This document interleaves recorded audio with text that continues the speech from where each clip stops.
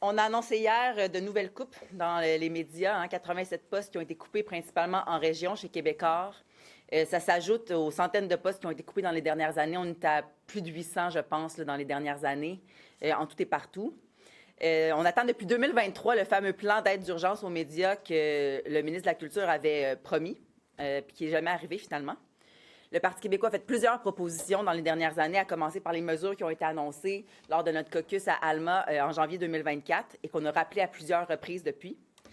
Donc, la situation est critique. Ça fait de nombreuses fois qu'on le dénonce. Il faut agir et c'est pour ça qu'on va déposer une motion aujourd'hui à l'Assemblée nationale.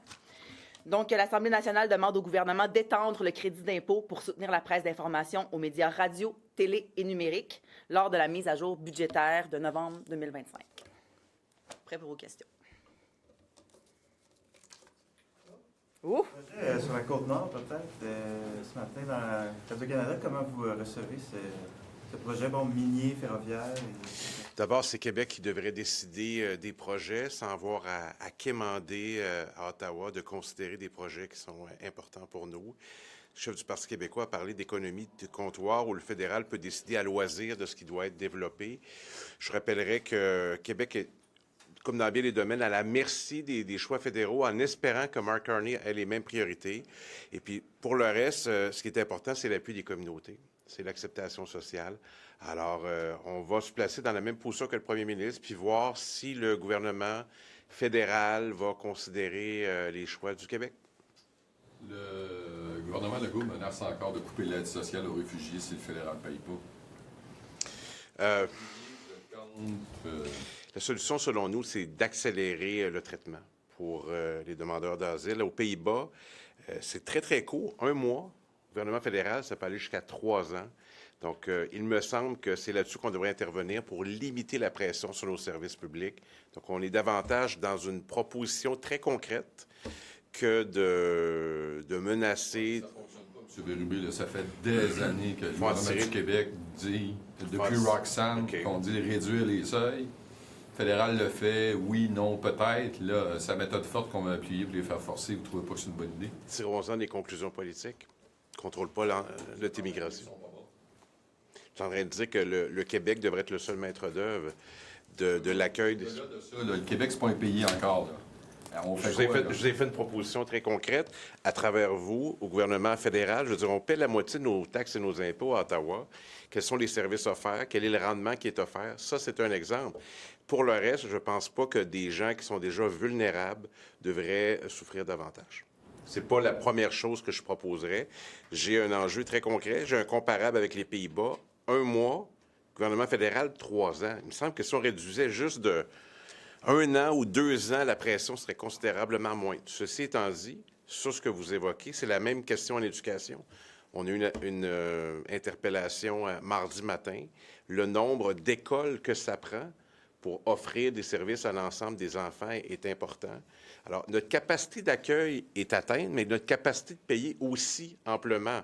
Alors, le gouvernement fédéral, avec qui, manifestement, le premier ministre prétend avoir de bons liens, bien, devra en tenir compte. Mais je veux dire, encore une fois, c'est le lot quotidien des enjeux sur lesquels on a traité. On espère que le fédéral va dans le sens des priorités du Québec. Je veux dire, c'est une dépendance qui est lourde à assumer quotidiennement. Mais vous ne coupez pas le panier de services, donc? Non, on n'en est pas là. Mais on a cette proposition d'accélérer le traitement, puis elle s'adresse au gouvernement fédéral. Mais aussi, j'aimerais bien que le gouvernement du Québec nous indique plus précisément les coûts.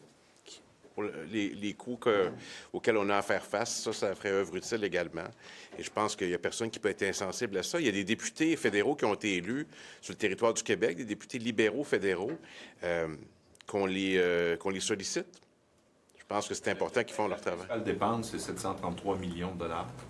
C'est relié à l'aide sociale qu'on leur offre. Il y a d'autres services dans le panier de services aussi, comme l'aide au logement, par exemple, et la francisation, mais c'est vraiment l'aide sociale qui coûte le plus cher. Ce qu'ils proposent, en réalité, c'est de dire, on va vous laisser l'aide sociale pendant un certain temps, mais si au bout de, je sais pas, 10, 12, 13 mois, vous n'avez pas trouvé une alternative, on vous coupe ou allez ailleurs.